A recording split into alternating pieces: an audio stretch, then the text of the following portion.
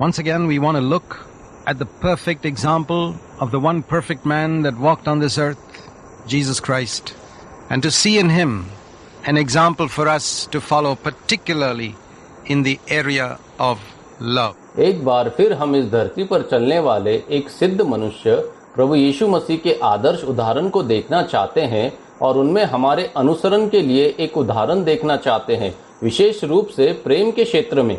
We have seen in previous studies how Jesus' love was shown not in sentimental words, but in the fact that he valued people. हमने पिछले अध्ययन में देखा है कि कैसे प्रभु यीशु का प्रेम भावुक शब्दों में नहीं बल्कि इस तथ्य में दिखाया गया था कि वह लोगों को महत्व देता था। He had compassion for people. People were more important to Jesus than material things. उनके मन में लोगों के प्रति दया थी। प्रभु यीशु के लिए लोग भौतिक वस्तुओं से अधिक महत्वपूर्ण थे। The love of Jesus is seen in the fact that he was willing to die in order to save people from their sin. God so loved the world that he gave his only begotten son.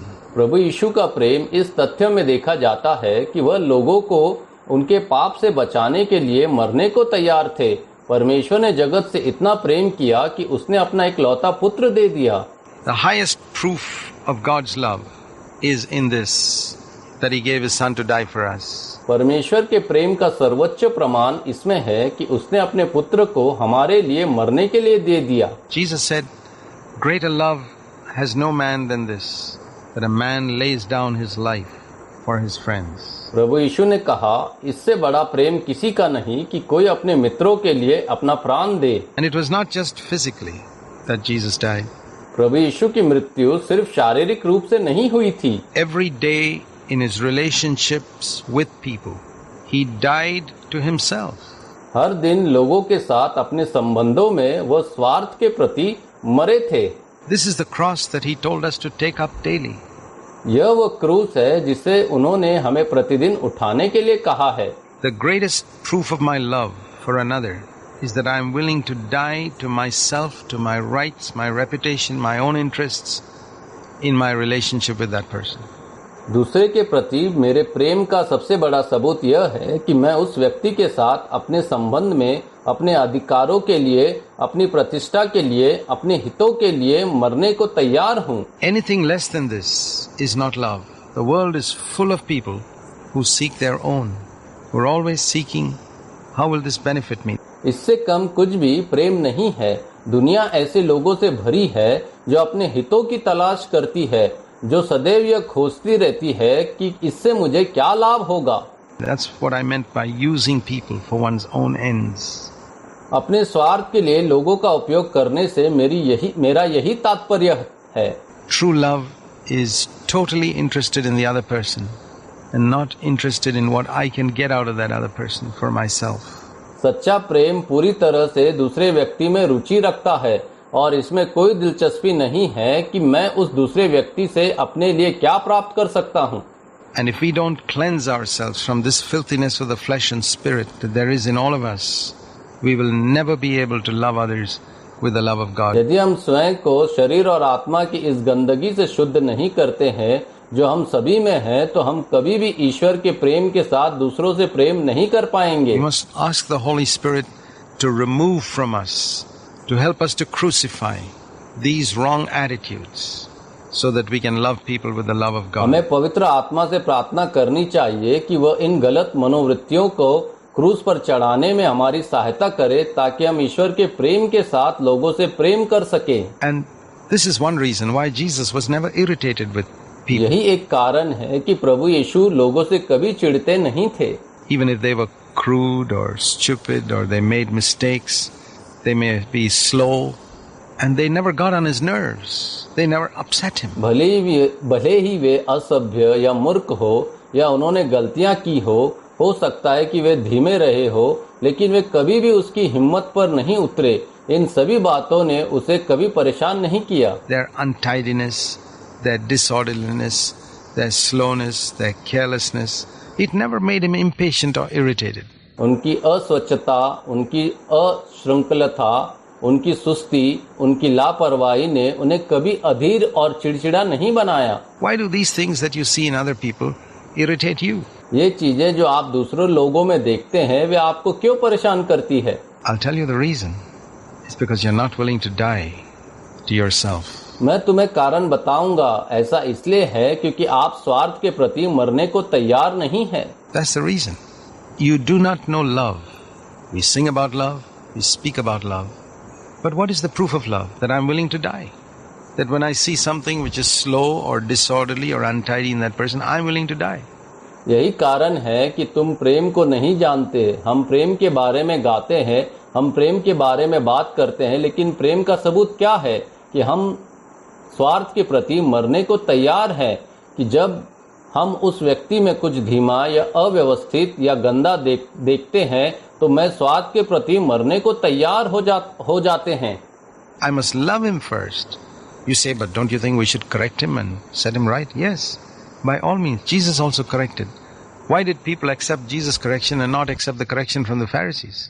मुझे पहले उससे प्रेम करना चाहिए, आप कह सकते हैं, लेकिन क्या आपको नहीं लगता कि हमें उसे सुधारना चाहिए और उसे सही करना चाहिए? हाँ, हर तरह से प्रभु यीशु ने भी सुधार किया।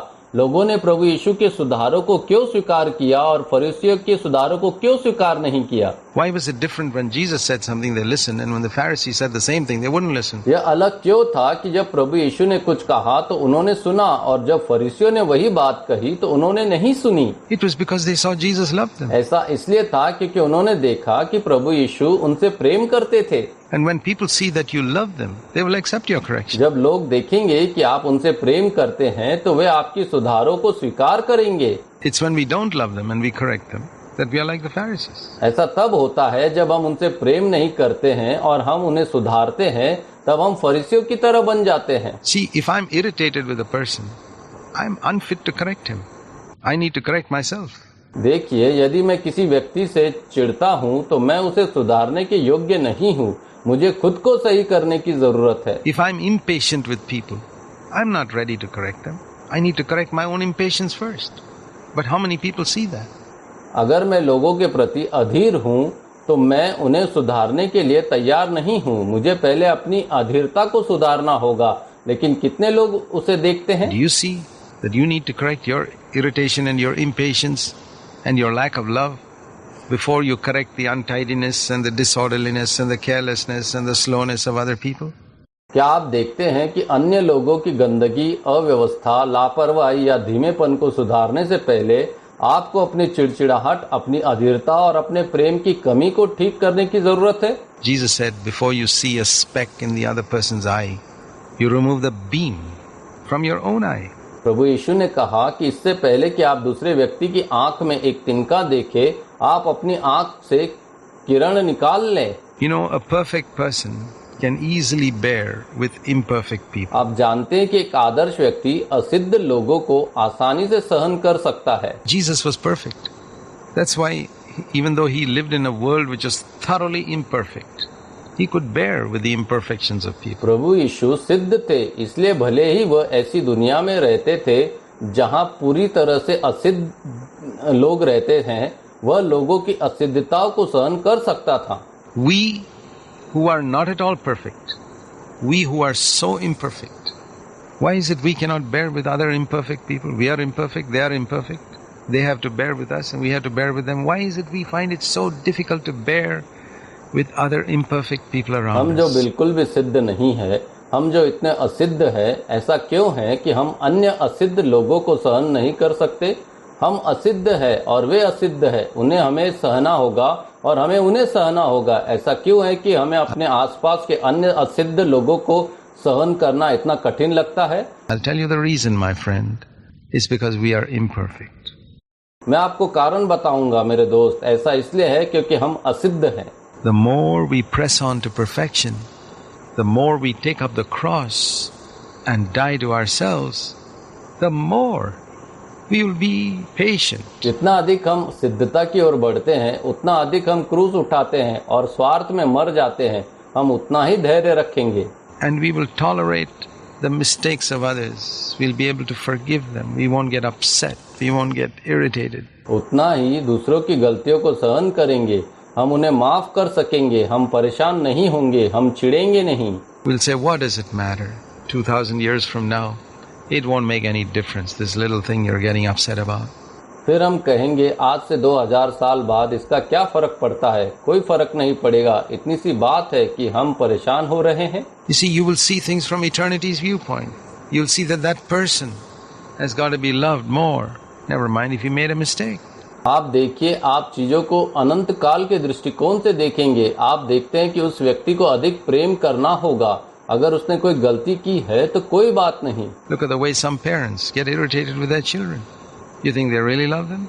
देखिए किस तरह कुछ माता पिता अपने बच्चों से चिढ़ने लगते हैं। क्या आपको लगता है कि वे सचमुच उनसे प्रेम करते हैं? Yeah, they love them enough to feed them, clothe them, educate them, sacrifice many things for them. But when their child does something to cause some inconvenience for the parents, and the parents get upset. हाँ, वे उनसे इतना प्रेम करते हैं कि उन्हें खाना खिलाते हैं, उन्हें कपड़े पहनाते हैं, उन्हें शिक्षित करते हैं और उनके लिए बहुत सी चीजों का त्याग करते हैं। लेकिन जब बच्चा कुछ ऐसा कर देता है जिससे माता पिता को असुविधा होती है तो माता पिता परेशान हो जाते हैं। In all our relationships, we need to die. हमारे सभी रिश्तों में हमें मरने की आवश्यकता है। It's when we love a person that we can correct that person. जब हम किसी व्यक्ति से प्रेम करते हैं तो हम उसका सुधार कर सकते हैं। When the beam is taken out of my eye, then I can see clearly to be able to take the speck out of the other person's eye. जब मेरी आंख से किरण निकाल ली जाती है तब मैं दूसरे व्यक्ति की आंख में तिनका निकालने में सक्षम हो सकता हूँ और स्पष्ट रूप से देख सकता हूँ। Look at Jesus' love in the way he spoke to people in his speech. जिस तरह से प्रभु यीशु ने लोगों से बात की, उनकी बोली में हम प्रभु यीशु के प्रेम को देख सकते हैं। You know, our speech is a great revealer of what is in our hearts. आप जानते हैं कि हमारी बोली इस बात का बहुत बड़ा खुलासा करती है कि हमारे हृदय में क्या है। Jesus said that from the abundance of the heart, the mouth will speak. प्रभु यीशु ने कहा कि हृदय की प्रचुरता से मुंह बोलता है। Whatever is in your heart will come out when you speak. You can't hide it for long. आपके दिल में जो भी है वो आपकी बोली द्वारा बाहर आ जाएगा। आप इसे ज्यादा देर तक छुपा नहीं सकते। Why do people belittle others? Pass remarks and jokes about other people that hurt them. लोग दूसरों को नीचा क्यों दिखाते हैं? दूसरे लोगों के बारे में टिप्पणियां और चुटकुले क्यों सुनाते हैं जिससे उन्हें ठेस पहुंचती है? Why do they do it? Because they are not like Christ. They don't love. I wonder whether they are even born way again. ऐसा क्यों करते हैं? क्योंकि वे प्रभु यीशु मसीह की तरह नहीं है। वे प्रेम नहीं करते। मुझे आश्चर्य है कि क्या उनका नया जन्म भी हुआ है? Such people, they don't seem to have any sensitivity to saying rude things about other people, to saying things that hurt others. That's sad. ऐसे लोगों में दूसरे लोगों के बारे में असभ्य बातें कहने, दूसरों को ठेस पहुंचाने वाली बातें कहने की कोई संवेदनशीलता नहीं दिखती। They make subtle wounding statements. You see that sometimes in husbands and wives who say sharp things, stinging remarks to one another. Jesus never did it once. No. यह दुख की बात है। वे सूक्ष्म घाव भरने वाले बयान देते हैं। आप देखते हैं कि कभी कभी पति पत्नी एक दूसरे के प्रति तीखी बातें, चुभने वाली टिप्पणियां कहते हैं। प्रभु यीशु ने ऐसा कभी नहीं किया, एक बार भी नहीं। He knew how to rebuke people strongly. He turned around once to Peter and said, "Get behind me, Satan." But he didn't say that in irritation. He didn't say that in anger. वह लोगों को कड़ी फटकार लगाना जानता था। वो एक बार पतरस की ओर मुड़ा और बोला, शैतान मुझसे दूर हट जाओ। लेकिन उन्होंने चिढ़कर ऐसा नहीं कहा, उन्होंने गुस्से में ऐसा नहीं कहा। He said it to help Peter to see how in the statement that Peter had made at that time to Jesus to avoid the cross, that is satanic. उसने ऐसा पतरस को यह देखने में मदद करने के लिए कहा था कि क्रूस से बचने के लिए पतरस ने उस समय प्रभु यीशु को जो बयान दिया था वो शैतानी था। God wanted Jesus to go to the cross, and here was Satan trying to stop Jesus from going to the cross through Peter, and to help Peter to see the seriousness of that, he said that's satanic.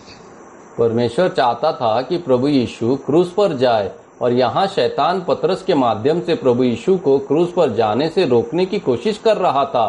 इसलिए पतरस को तथ्य की गंभीरता समझने में मदद करने के लिए उन्होंने कहा कि यह शैतानी है। But otherwise, he would never hurt people. He never made any subtle wounding statements to anyone. खैर अन्यथा वह लोगों को कभी चोट नहीं पहुंचाता। उन्होंने कभी किसी को कोई सूक्ष्म आहत करने वाला बयान नहीं दिया। He never discussed the weaknesses of the disciples behind their backs. You know that? उन्होंने कभी भी शिष्यों के पीठ पीछे उनकी कमजोरियों की चर्चा नहीं की। क्या हमें उसकी जानकारी है? Isn't it amazing that in all the 3 years that his disciples were with him, he never discussed even Judas Iscariot with all the other 11 disciples. क्या यह आश्चर्यजनक नहीं है कि उन 3 वर्षों में जब उनके शिष्य उनके साथ थे, उन्होंने कभी भी अन्य सभी 11 शिष्यों के साथ यहूदा इस्करियोती के बारे में चर्चा तक नहीं की। He never exposed Judas in all those 3 years. उन 3 वर्षों में उन्होंने कभी यहूदा को उजागर नहीं किया। And I'll tell you the proof of that. If Jesus had been discussing the weaknesses of Judas Iscariot with all the other 11 disciples behind Judas's back, then at the Last Supper, when Jesus said, "One of you is going to betray me," everybody would मैं have तुम्हें known. इसका प्रमाण दूंगा, यदि प्रभु यीशु यहूदा के पीठ पीछे अन्य सभी 11 शिष्यों के साथ यहूदा इस्करियोतियों की कमजोरियों पर चर्चा कर रहे होते, तो आखिरी भोज में जब प्रभु यीशु ने कहा कि तुम में से एक मुझे धोखा देने जा रहा है, तो हर किसी को पता चल जाता कि वह कौन है। Yeah, we know that. Jesus has already spoken to us about Judas. Everybody said, "We know who that is," but none of them knew. हाँ, हम यह जानते हैं। उन सभी ने उत्तर दिया होता। यदि प्रभु यीशु ने पहले ही उनसे यहूदा के बारे में बात कर ली होती, हर कोई कहता हम जानते हैं वह कौन है, लेकिन उनमें किसी को पता नहीं They all था। said, "Lord, is it I?" How is it none of them knew? उन सब ने कहा, हे प्रभु, क्या यह मैं हूँ? ऐसा कैसे है कि उनमें से कोई भी नहीं जानता था?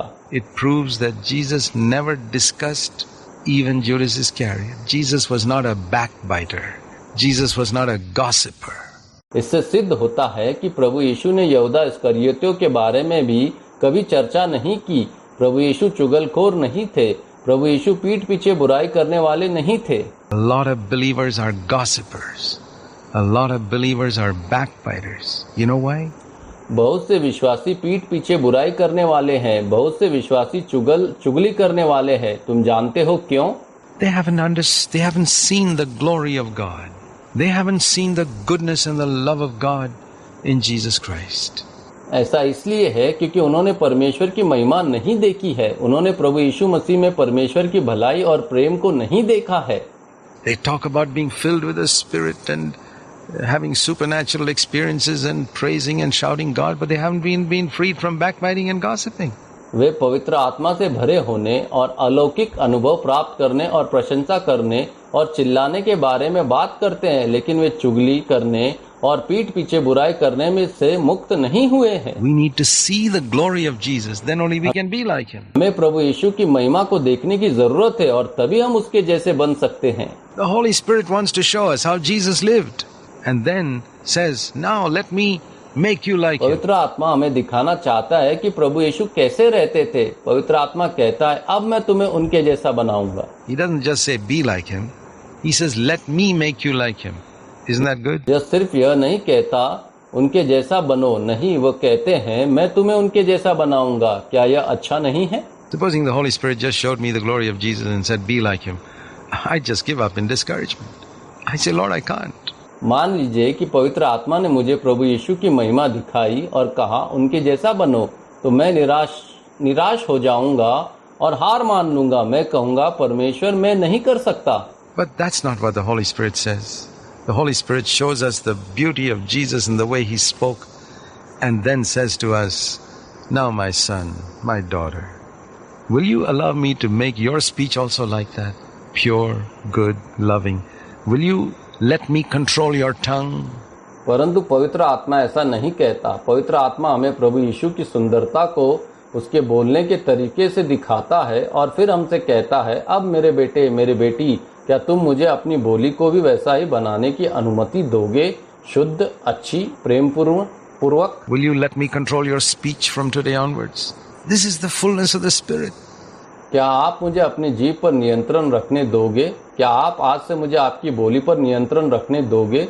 यह आत्मा की परिपूर्णता है। The fruit of the Spirit is self-control. We can be filled with the Holy Spirit so that we never hurt anybody with our words or any such thing. आत्मा का फल आत्म संयम है।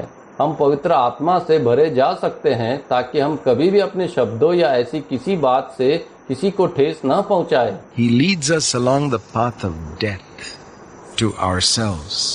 On the other hand, Jesus used his tongue in a positive way to encourage people, to correct people. वह हमें अपनी खुदी में मृत्यु के मार्ग की ओर ले जाता है। दूसरी ओर प्रभु यीशु ने लोगों को प्रोत्साहित करने, लोगों को सही करने के लिए अपनी जीभ का सकारात्मक तरीके से उपयोग करना सिखाया। He made his tongue an instrument of life in God's hands. उन्होंने अपनी जीभ को परमेश्वर के हाथों में जीवन का साधन बनाया। We read a wonderful verse in Isaiah chapter 50 and verse 4 where it says concerning Jesus' tongue. It's an amazing word. हम यशाया 50:4 में एक अद्भुत वचन पढ़ते हैं जहां यह प्रभु यीशु की जीभ के बारे में कहता है। यह एक अद्भुत वचन है। It says there, you have given me the tongue of a disciple so that I can know how to speak a right word to a weary person.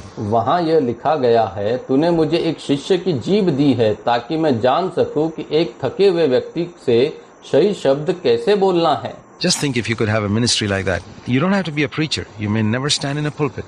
But just to have the right word for weary people. जरा सोचिए कि आपके पास ऐसी सेवकाई हो, आपको उपदेशक बनने की जरूरत नहीं है, आप कभी भी किसी मंच पर खड़े होने की आवश्यकता नहीं है, लेकिन सिर्फ थके हुए लोगों के लिए सही शब्द बोलने की आवश्यकता है। Do you know how many weary people come across your path every day? How many people do you think you meet in a day? In your office?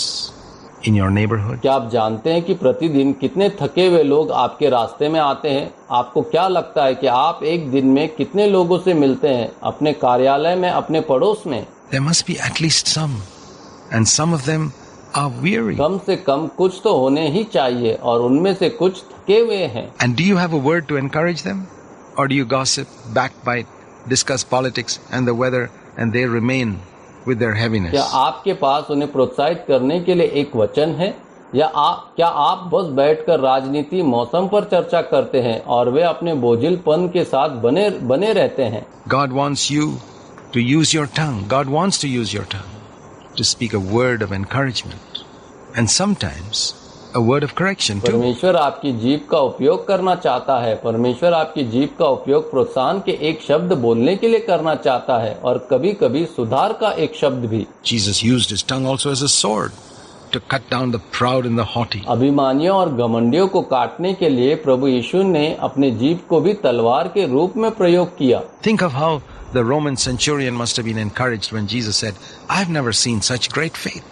Or the Syrophoenician woman, when Jesus praised her for her faith. सोचिए कि रोमी सूबेदार को कितना प्रोत्साहन मिला होगा जब प्रभु यीशु ने कहा, मैंने इतना महान विश्वास कभी नहीं देखा। या सीरोफिनिशियन महिला, जब प्रभु यीशु ने उसके विश्वास के लिए उसकी प्रशंसा की होगी। You read that in Matthew 8 and Matthew 15. हम इसे मत्ती 8 और मत्ती 15 में पढ़ते हैं। Think of that sinful woman in the house of Simon the leper in Luke chapter 7 who was encouraged when Jesus praised her for washing his feet, or Mary of Bethany who was praised for her sacrificial Luka offering. 7 में शैमोन कोड़ी के घर की उस पापी स्त्री के बारे में सोचे जिसे तब प्रोत्साहन मिला जब प्रभु यीशु ने अपने पैर धोने के लिए उसकी प्रशंसा की। बेथनी की Maryam, They would never have forgotten these words of Jesus. वे प्रभु यीशु के इन शब्दों को कभी नहीं भूले होंगे। Think of how Peter was strengthened when Jesus said, I'm going to pray for you. Just a few words. What strength. सोचिए कि जब प्रभु यीशु ने कहा, मैं तुम्हारे लिए प्रार्थना करने जा रहा हूँ, तो पतरस को कितना बल मिला बस उन कुछ शब्दों द्वारा। Many people must have heard words like these from Jesus' lips. And they can come from your lips too, if you ask the Holy Spirit to give you the love of God in your heart for people. कई लोगों ने प्रभु यीशु के होठों से ऐसे शब्द सुने होंगे और ये आपके होठों से भी आ सकते हैं यदि आप पवित्र आत्मा से लोगों के लिए अपने हृदय में ईश्वर का प्रेम देने के लिए कहें।